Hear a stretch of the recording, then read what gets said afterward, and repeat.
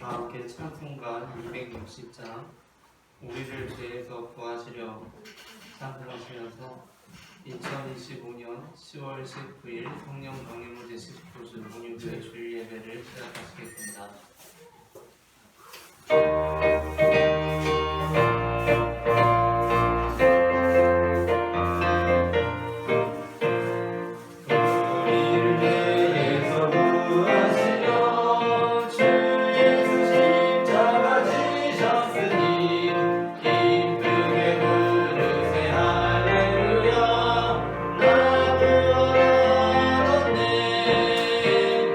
찬송하세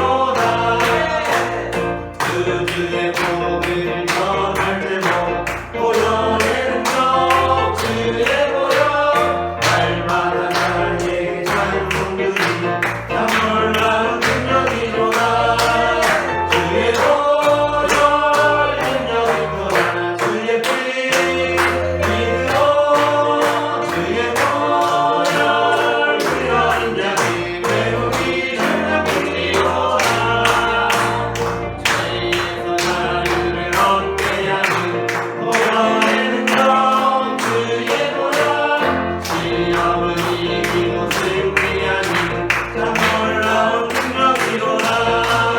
주의 보혈 능력이로다. 주의 피 믿으로 주의 보혈 흘러인 양의 배우기 능력이로다.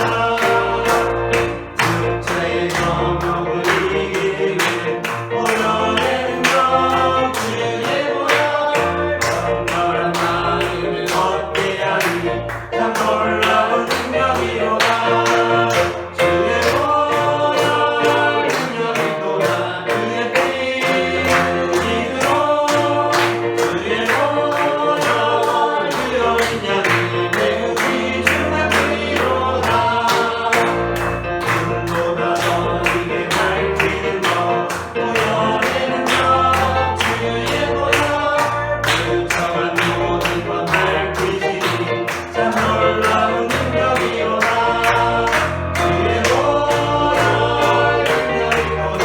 주의 피 믿으로 주의 보혈 흘러인 양의 배우기 능력이로다. 그들의 모습을 전할 때도 보혈의 능력 주의 보혈 날마다 나에게 다른 손들이 참 놀라운 능력이로다. 주의 보혈 능력이로다. 주의 피 믿으로 주의 보혈 흘러인 양의 배우기 능력이로다. 주의 보혈 능력이로다. 주의 피 믿으로 주의 보혈 흘러인 양의 배우기 능력이로다.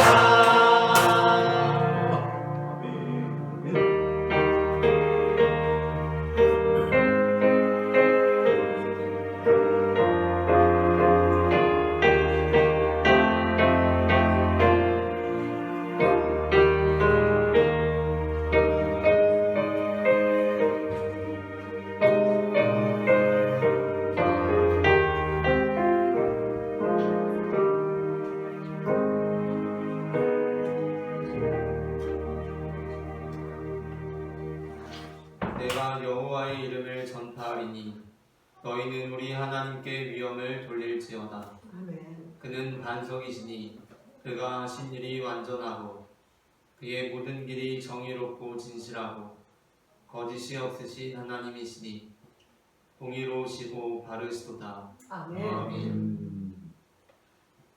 성도가 드리는 예배를 받으시기에 합당하신 하나님 아버지, 찬송과 영광을 돌리옵나이다. 아멘. 하늘은 푸르고 드높아졌습니다.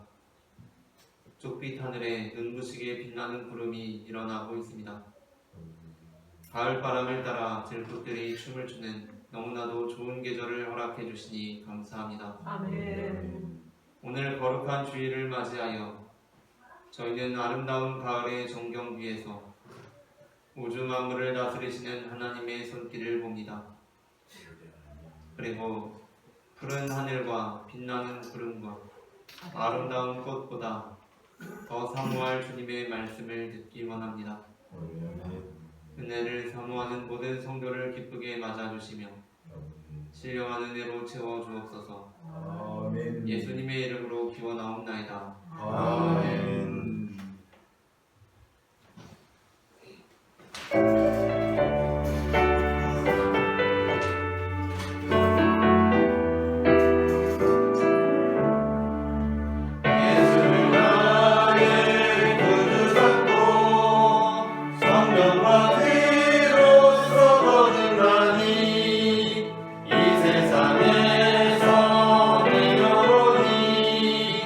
하늘의 영광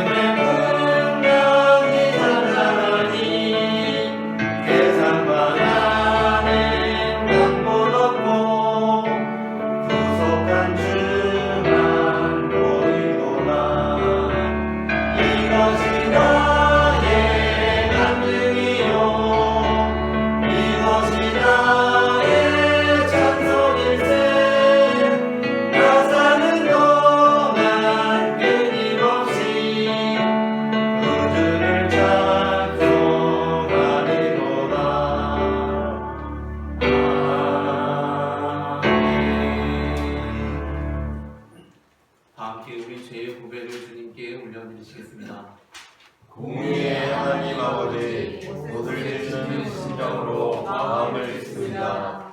지은 죄로 인해 슬퍼하는 저희를 보고 회개하게 하는 죄를 용서해 주옵소서. 저희는 마음에 하나님 우리를 싫어하여 우리 주와 학교, 시기, 살인, 분쟁, 악독이 가득한 것입니다. 불쌍히 여기시고 마음으로 지은 죄, 입으로 지은 죄, 손발로 지은 죄를 사하여 주옵소서. 예수님의 이름으로 이 고백의 기도를 드립니다.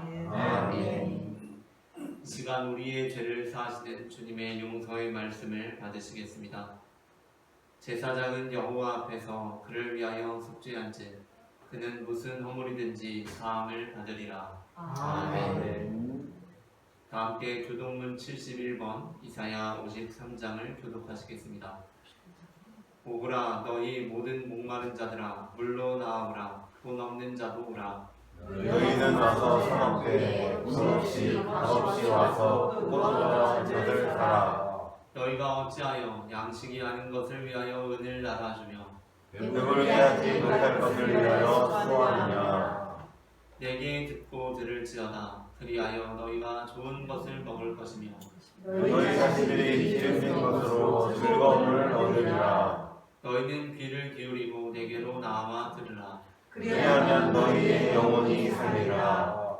내가 너희를 위하여 영원한 언약을 맺으리니 곧 다윗에게 허락한 신실한 은혜이니라.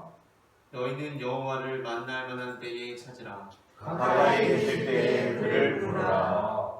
악인은 그의 길을 불의한 자는 그의 생각을 버리고 여호와께로 돌아오라. 그리하면 그가 긍휼히 여기시리라. 우리의 하나님께로 돌아오라. 그가 너그럽게 용서하시리라.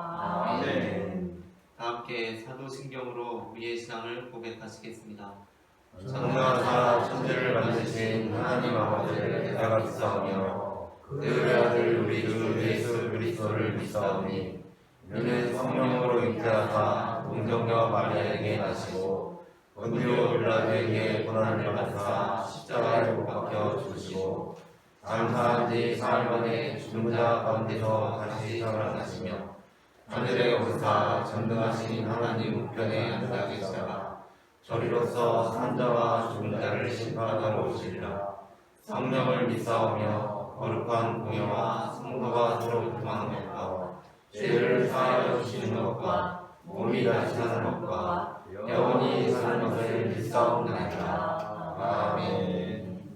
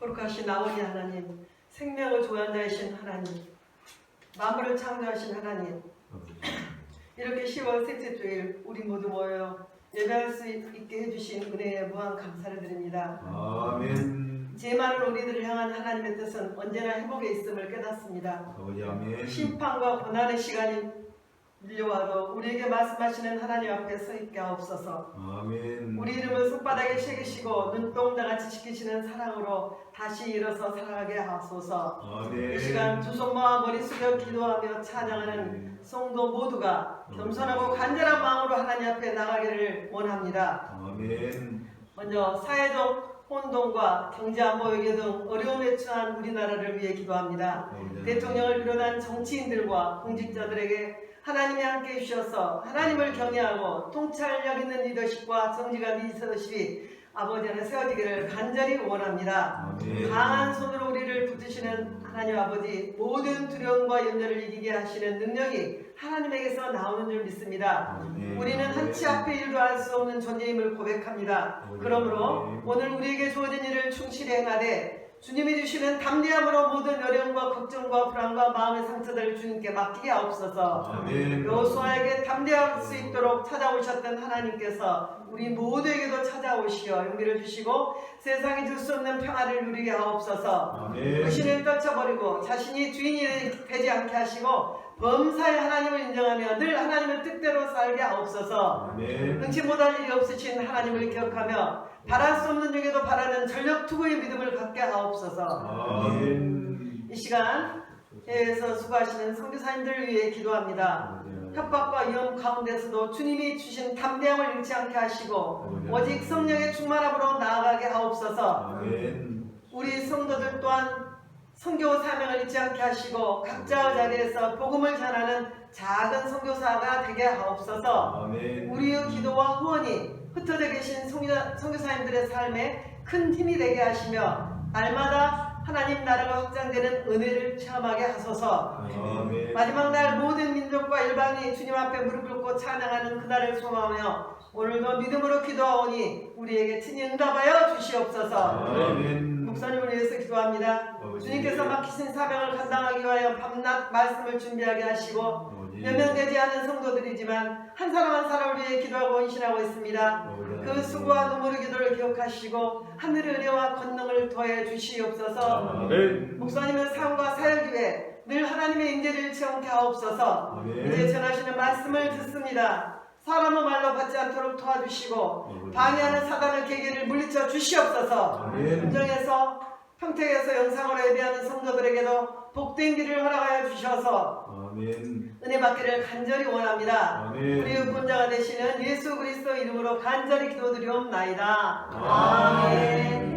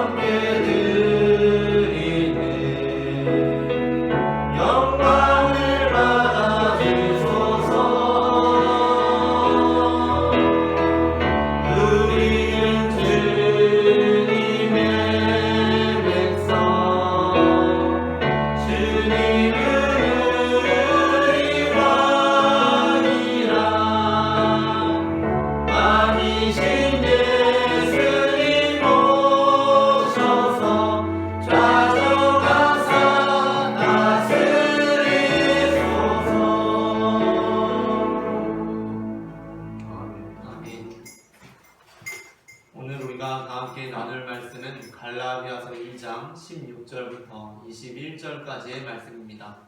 본문을 제가 봉독하겠습니다. 사람이 의롭게 되는 것은 율법의 행위로 말미암음이 아니요 오직 예수 그리스도를 믿음으로 말미암는 줄 알므로 우리도 그리스도 예수를 믿나니 이는 우리가 율법의 행위로서가 아니고 그리스도를 믿음으로써 의롭다함을 얻으려 함이라. 율법의 행위로서는 의롭다함을 얻을 육체가 없느니라. 만일 우리가 그리스도 안에서 의롭게 되려 하다가 죄인으로 드러나면 그리스도께서 죄를 짓게 하는 자냐? 결코 그럴 수 없느니라. 만일 내가 헐었던 것을 다시 세우면 내가 나를 범법한 자로 만드는 것이라. 내가 율법으로 말미암아 율법에 대하여 죽었나니 이는 하나님에 대하여 살려 함이라. 내가 그리스도와 함께 십자가에 못 박혔나니 그런즉 이제는 내가 사는 것이 아니요 오직 내 안에 그리스도께서 사시는 것이라. 이제 내가 육체 가운데 사는 것은 나를 사랑하사 나를 위하여 자기 자신을 버리신 하나님의 아들을 믿는 믿음 안에서 사는 것이라.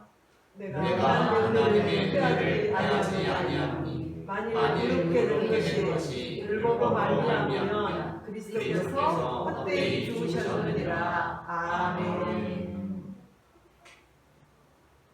갈라디아서 2장 11절부터 14절에서 오늘 우리가 읽은 16절부터 21절의 바로 앞에 2장 11절부터 14절에서 바울은 안디옥에서 베드로를 공개적으로 책망한 사건에 대해 기록하고 있습니다. 본문을 제가 봉독하겠습니다. 게바가 안디옥에 이르렀을 때에 책망받을 일이 있기로 내가 그를 배면하여 책망하였노라.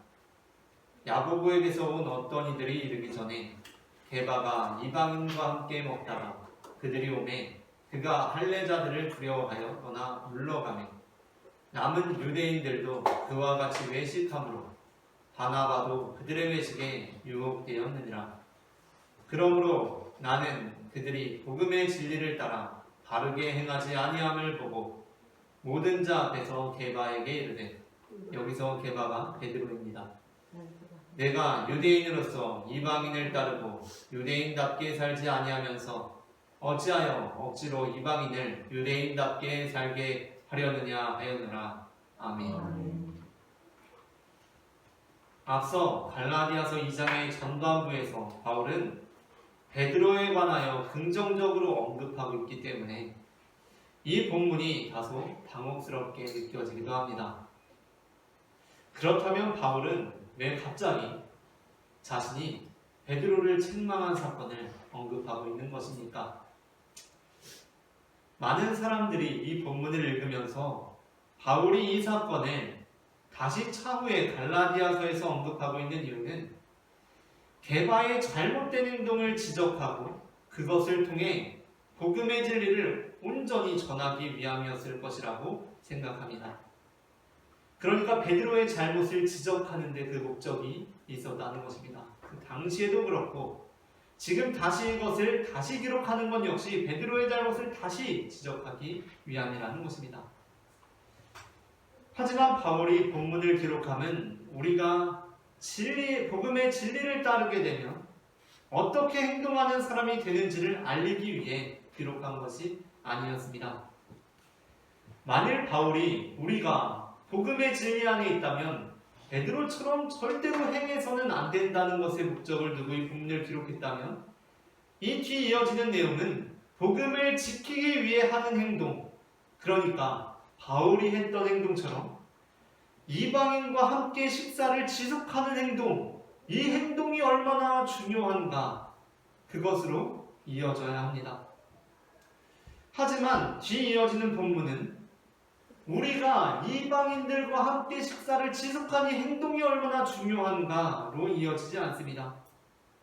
오히려 바울은 우리의 행동은 우리의 의로움과는 아주 무관하다고 선포합니다. 그러한 맥락에서 볼 때 바울이 이 본문을 기록한 것은 베드로의 잘못을 채차 지적하고 복음 안에서의 올바른 행동은 무엇인가를 제시하기 위함이 아니었음이 확실합니다.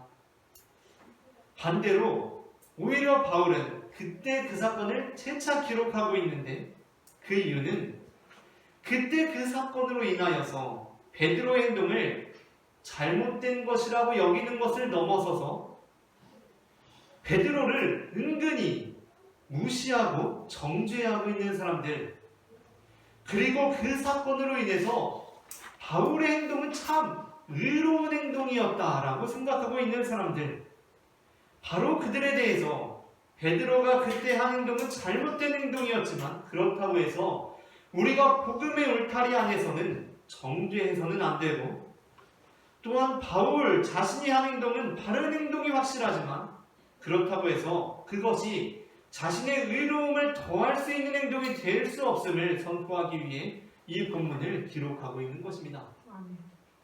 그러니까 우리 역시 어떻게 해야 됩니까? 우리 역시 이 본문을 통해서 그래, 베드로의 행동은 잘못된 행동이었고 바울의 행동이 의로운 행동이지 라고 생각하기가 참 쉬운데, 바울이 여기서 이 사건을 언급하면서 우리에게 경계하도록 하는 것은 우리가 어떤 행동을 했다고 해서, 그러니까 나는 의롭다고 착각해서는 안 된다는 것입니다. 바울은 베드로의 잘못된 행동을 책망했습니다. 베드로가 이방인들과 함께 식사하다가 식사를 중단한 그 행동을 책망했습니다. 그러나 그래서 나 식사를 지속한 내 행동은 의롭다고 생각하지 않았습니다. 그리고 자신이 베드로를 책망한 것으로 인해서 바울의 행동이 얼마나 의로운가 하고 생각하는 이들에게 그렇게 생각하는 것이야말로 더욱 큰 잘못임을 바라보게 했습니다. 바울은 우리가 이방인들과의 식탁에서 물러서는 것은 잘못된 행동이라고 여겼지만, 그렇다고 해서 나는 이방인과 함께 먹었으니 의롭다고 생각하지 않았습니다. 바울은 우리의 의로움이 행동에서 오지 않음을 알고 있었습니다. 오늘 우리는 사람이 의롭게 되는 것이라는 제목의 설교를 나눕니다. 제목을 제가 먼저 읽으면 따라 읽는 식으로 두 번 읽어보겠습니다. 사람이 의롭게 되는 것, 사람이 의롭게 되는 것, 사람이 의롭게 되는 것, 사람이 의롭게 되는 것. 전해지는 말씀을 통하여서 그렇다면 사람이 어떻게 의롭게 되는지 알게 되고, 우리가 예수 그리스도를 믿음으로 의롭게 되어 하나님께서 기뻐하시는 삶을 살아가게 되기를 소망합니다. 아멘. 그렇다면 사람은 어떻게 의롭게 됩니까? 먼저 첫째 함께 읽겠습니다. 첫째, 그리스도를 믿음으로 의롭게 되리라. 갈라디아서 2장 16절을 제가 봉독하겠습니다. 사람이 의롭게 되는 것은 율법의 행위로 말미암음이 아니요 오직 예수 그리스도를 믿음으로 말미암는 줄 알므로 우리도 그리스도 예수를 믿나니 이는 우리가 율법의 행위로서가 아니고 그리스도를 믿는 믿음으로써 의롭다함을 얻으려 함이라. 율법의 행위로서는 의롭다함을 얻을 육체가 없느니라. 아멘. 많은 사람들이 본문의 율법의 행위, 이것을 베드로가 이방인과의 식탁교제를 그만둔 그 행위라고 봅니다. 사람이 의롭게 되는 것은 율법의 행위로 말미암음이 아니오라고 할 때 이 율법의 행위는 베드로가 이방인과 식탁교제를 그만둔 행위라고 생각합니다. 왜냐하면 그것이 율법에는 적법한 행동이었기 때문입니다. 그러나 본문의 중점은 율법에 있는 것이 아닙니다. 본문의 중점은 행위에 있는 것입니다. 오히려 여기서의 율법은 매우 폭넓은 의미로서 율법 아래 놓여있는 우리의 현실 그 자체를 의미하고, 따라서 율법의 행위라는 것은 우리들의 모든 행위들을 의미하는 것입니다. 그러므로 바울이 말씀하고 있는 율법의 행위는 베드로가 이방인들과의 식탁교제를 중단한 것은 물론이고, 나 바울 자신이 이방인들과 식탁교제를 지속한 행위도 포함되어 있는 것입니다. 그러니까 바울이 지금 말씀하고 있는 것은, 저 베드로를 봐라, 율법에 적법한 행동을 한답시고 이방인들과의 식사를 중단해버렸다. 그러나 우리가 이렇게 되는 것은 그렇게 이방인들과 식사를 하지 않음으로 이렇게 되는 것이 아니라, 우리가 이렇게 되는 것은 그리스도를 믿음으로써 가능한 것이다 라고 말씀하고 있는 것이 아니라, 그것은 당연히 포함이고 이 전환을 이해할 수 있어야 합니다. 바울이 말씀하고 있는 것은, 그래, 나는 저 베드로와 달리 이방인들과 식사를 지속했다. 그런데 그렇다고 해서 너희는 나 바울이 그렇게 이방인들과 식사를 지속한 행동을 했기 때문에 그래서 바울이 의롭다고 여겨서는 안 된다. 우리는 이방인들과 식사를 중단함으로써 의롭게 될 수 없는 것과 마찬가지로 이방인들과 식사를 지속해서 의롭게 되는 것도 아니다. 우리는 오로지 예수 그리스도를 믿음으로 의롭게 되는 것이다 라고 선포하고 있는 것입니다. 아멘. 많은 그리스도인들이 율법의 행위로 의롭게 되는 것이 아니라는 것에는 쉽게 동의합니다. 우리가 돼지고기를 먹지 않는다고 해서 그것이 우리의 의로움이 되지 않으리라는 것에 우리는 동의합니다. 그래서 우리는 아무런 거리낌이 없이 돼지고기를 먹습니다. 또한 우리가 안식일에 온전한 휴식을 취한다고 해서 그것이 우리의 의로움이 되지 않을 것이라는 것에도 동의합니다. 그래서 우리는 큰 거리낌은 없이 토요일 또는 주일에도 상황이 안 되면 당직 근무를 서기도 하고 직장에서 못다한 잔업들을 처리하기도 하고 운전을 하거나 외식을 하거나 쇼핑을 하거나 온갖 일들을 하고 있습니다. 그러나 우리는 그와 반대로 우리가 복음의 진리를 따라 바르게 행하는 행위를 통해서는 마치 우리가 그 행동들을 통해서 우리의 의가 조금이나마 증가하지는 않았을까 하고 생각한다는 것입니다. 이것은 율법을 죽인 그 복음이 그 삼킴받은 율법으로 다시 변모하는 현상입니다. 우리는 돼지고기를 먹지 않는 것이 의로움이 될 수 없다고 생각하지만 우리가 술, 담배를 하지 않는 것은 조금이나마 우리의 의로움이 되지 않을까 하고 생각합니다. 안식일에 온전한 휴식을 취하는 것이 의로움이 될 수 없다고 생각하지만 주일 성수를 꼬박꼬박 잘하는 것은 그래도 조금은 나의 의로움으로 내세울 수 있지 않을까 하고 여깁니다. 물론 그렇다고 해서 술, 담배와 주일 성수는 우리의 의로움과는 아무 상관이 없으니 술, 담배를 하시고 주일 성수를 게을리하라는 것은 아닙니다.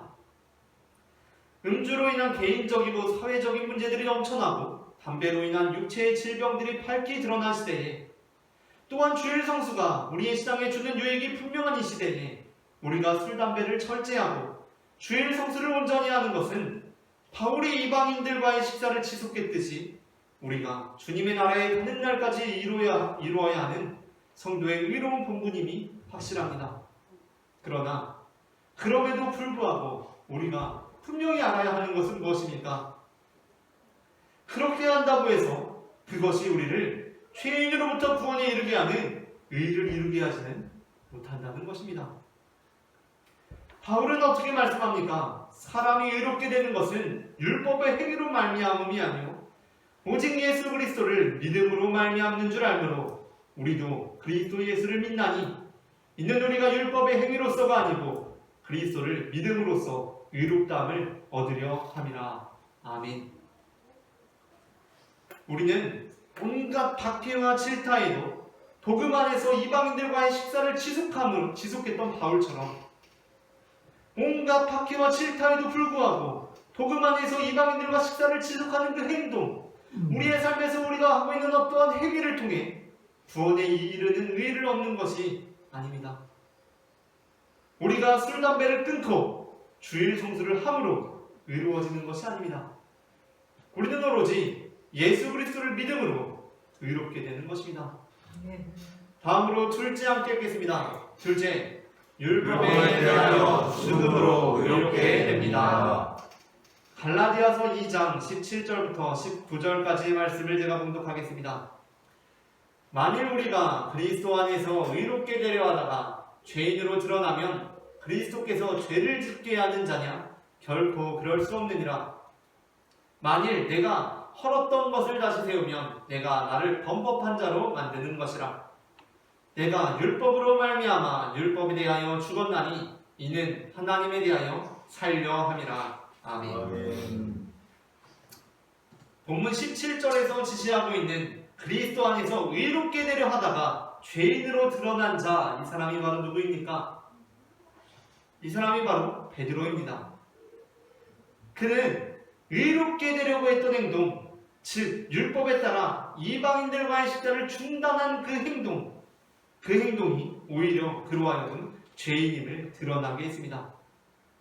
그런데 그렇다고 하면 그리스도께서 그로 하여금 죄를 짓게 하신 것입니까?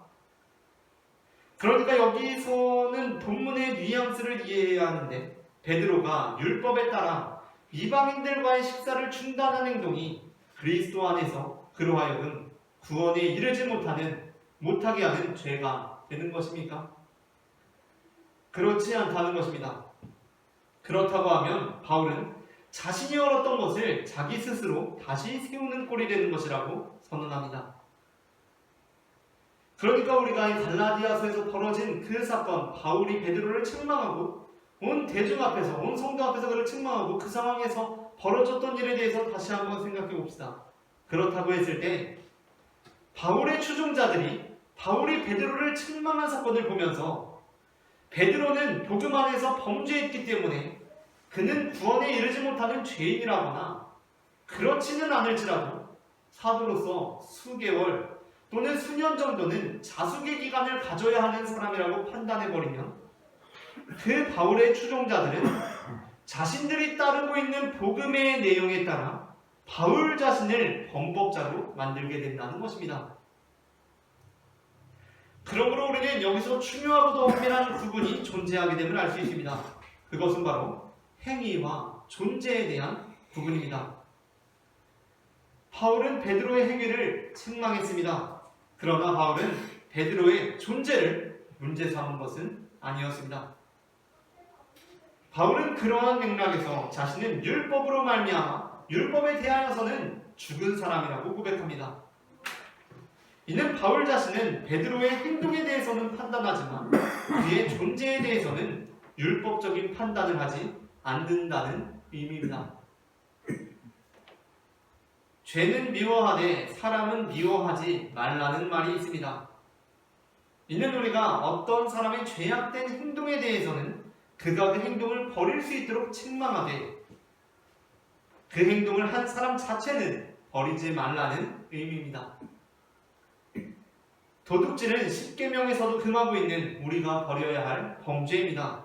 만일 누군가 도둑질하는 삶을 살아가고 있다면 우리는 바울이 베드로를 책망했듯이 그의 행동을 책망해야 합니다. 그런데 책망해도 계속 도둑질을 합니다. 그러면 어떻게 합니까?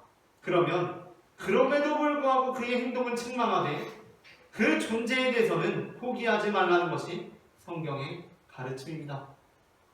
왜냐하면 그 행동은 잘못된 행동이지만 그 행동에 대하여서는 우리 또한 그의 그러한 행동으로부터 완전히 구별된 의로운 사람들이 아니기 때문입니다.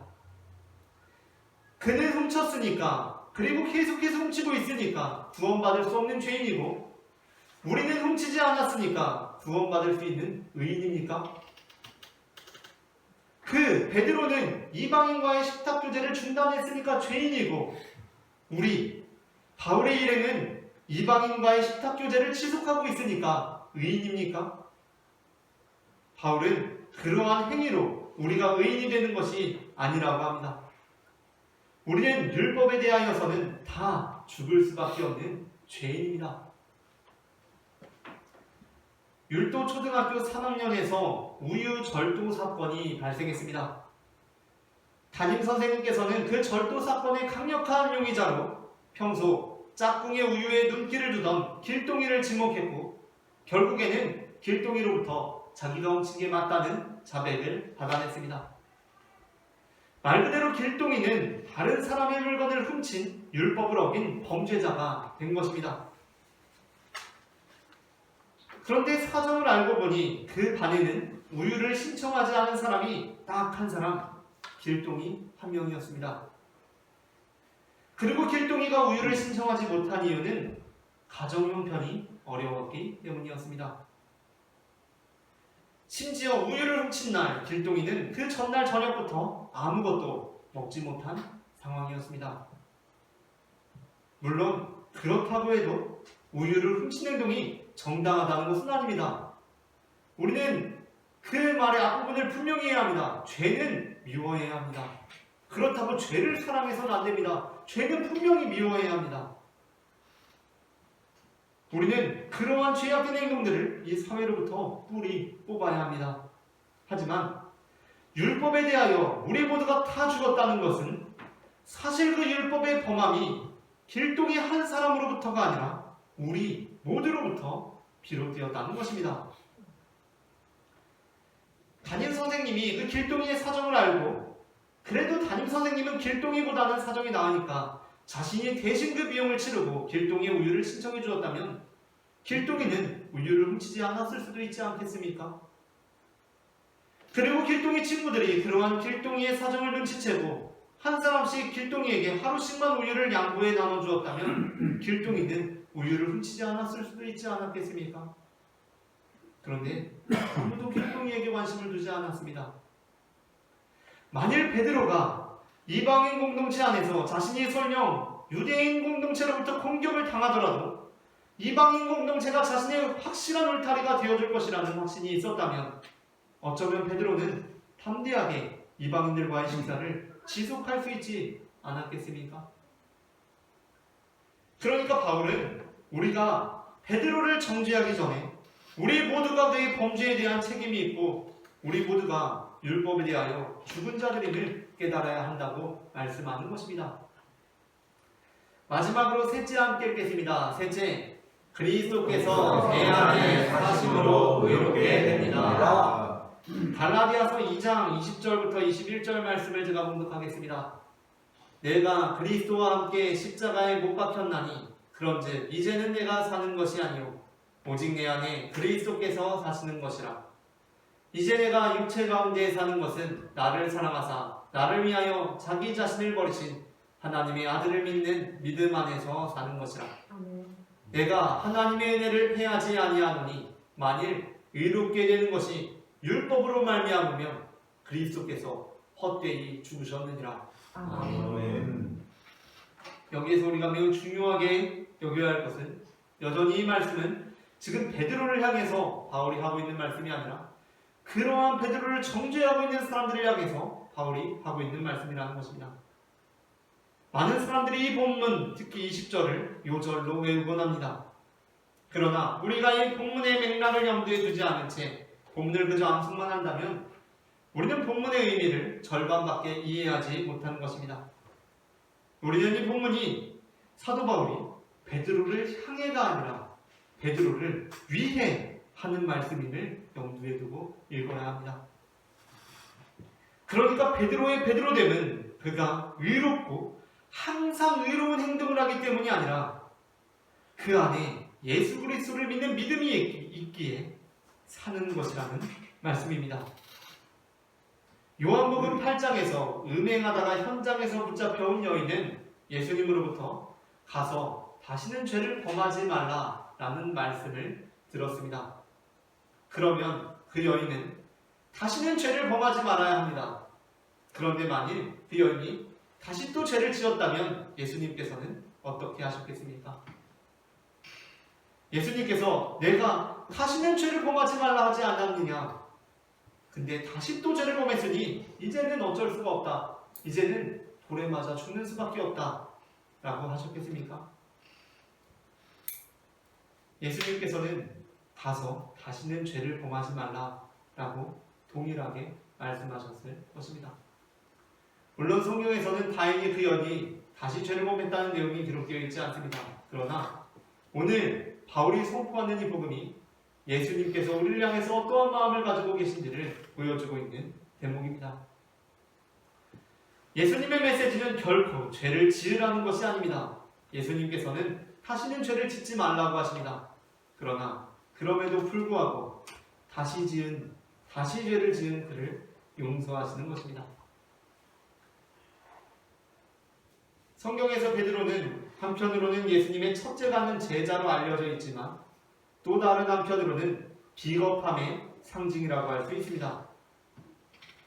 베드로는 고난받으시는 예수님을 부인했던 제자이기 때문입니다. 그런데 바로 그 베드로를 예수님께서 찾아오셔서 용서해 주셨습니다. 그러면 이제 베드로는 그 음행 중에 잡혀왔던 여인처럼 다시는 죄를 짓지 않았으면 참 좋았습니다. 그런데 베드로가 그렇게 또 범죄하면 안 되는 것 아닙니까? 그런데 베드로는 또다시 비겁한 모습을 보이고 있습니다. 그것은 초대교회 당시 차별당하고 무시당하던 이방 그리스도인들을 부인했던 것이었습니다. 심지어 그 상황에서 서열로 치면 까마득한 후배라고 할 수 있는 바울로부터 어떻게 보면 하극상에 가까운 책망까지 받았습니다.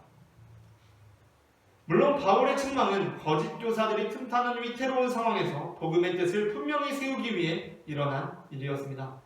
그러나 어찌됐든 간에 그 일은 베드로에게 매우 치명적인 일이 되었을 것입니다.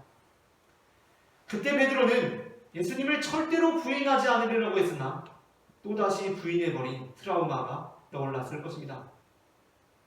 그런데 그러한 베드로에게 바울은 다시 베드로를 세워주며 우리 모두에게 이렇게 말씀하는 것입니다. 그러므로 우리가 베드로의 행동으로 베드로를 죄인으로 몰아세울 수 있습니까? 그럴 수 없습니다. 하나님께서 은혜로 그리스도의 죽음으로 그를 의롭게 하시기 때문입니다.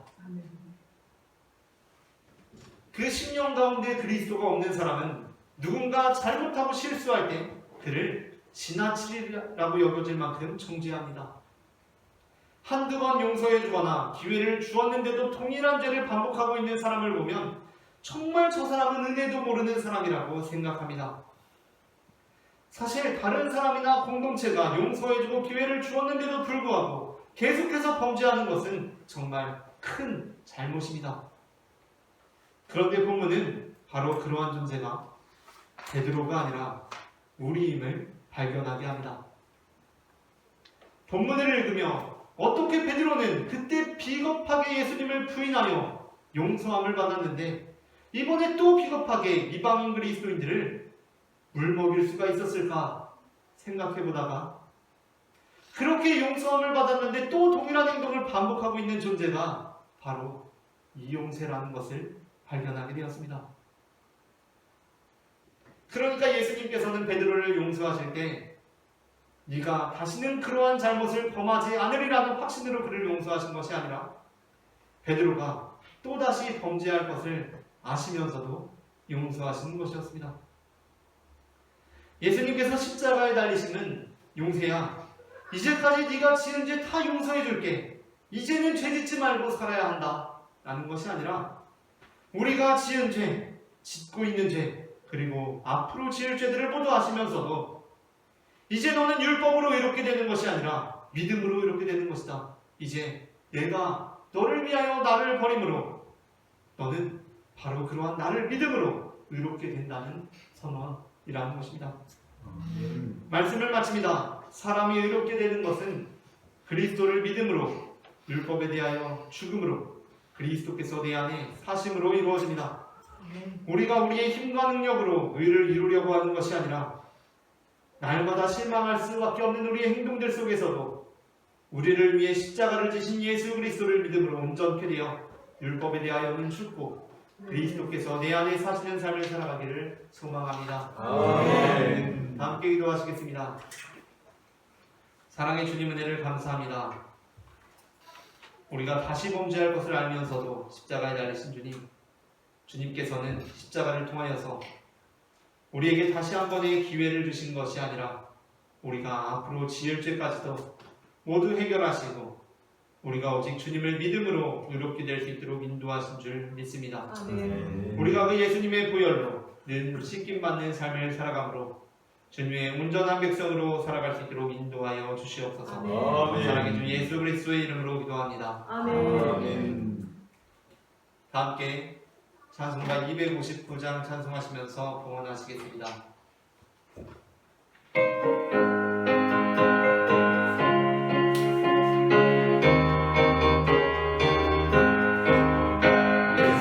십자가의 죽는 피로써 은혜를 신비어 있는가 더러운 죄 기대하는 능력을 그대는 참으지 않는가 예수의 보혈로 그대는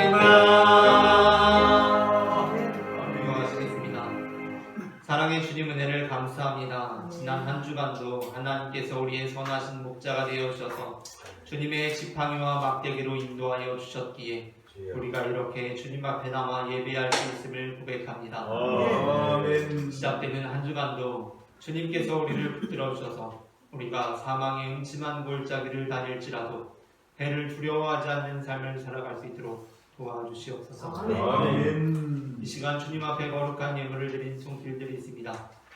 우리의 모든 삶이 주님께 속하였다는 믿음을 담아 드리는 이 예물을 주님 받아주시고 이 예물이 쓰이는 곳마다 하나님의 나라가 이루어지게 하시며 드린 손길들 기억하여 주시고 내려주시는 은혜와 축복이 우리의 잔을 차고도 넘쳐 우리의 가족들에게, 이웃들에게, 동료들에게, 친구들에게까지 흘러갈 수 있도록 역사하여 주시옵소서. 아멘. 사랑의 주 예수 그리스도의 이름으로 기도합니다. 아멘. 시간에는 우리에게 생명을 주신 주님의 몸과 피를 하시겠습니다.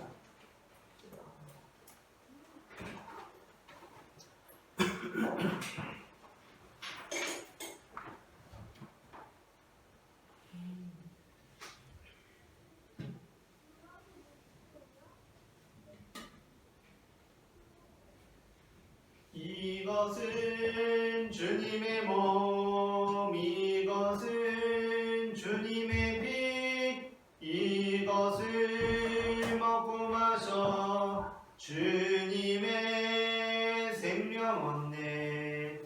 이 떡을 받습니다. 이 잔을 받습니다. 주님을 사랑해요. 십자가 기억하리.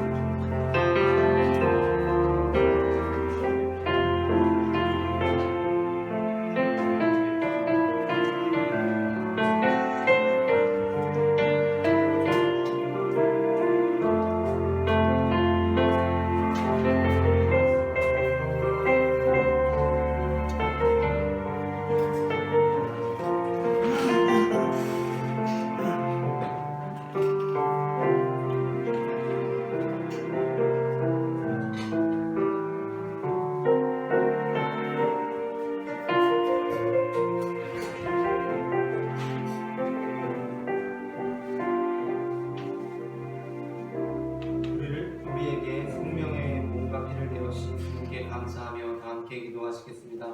우리에게 생명을 주시는 하나님 아버지, 이 거룩한 신비에 감사드리오며 성령의 능력 안에서 세상을 되려 하늘나라가 이 땅에 임할 때까지 그리스도의 증인으로 살게 하여 주옵소서. 우리 주 예수 그리스도의 이름으로 기도합니다. 아멘. 다 함께 평화의 인사 나누시겠습니다. 주님의 평화가 함께 하시기를 바랍니다. 주님의 평화를 세우기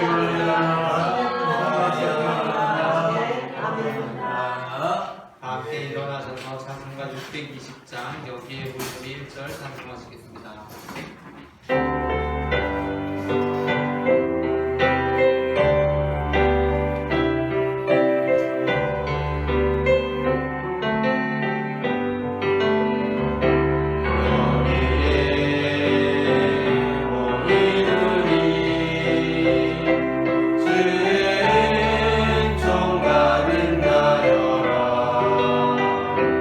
주께서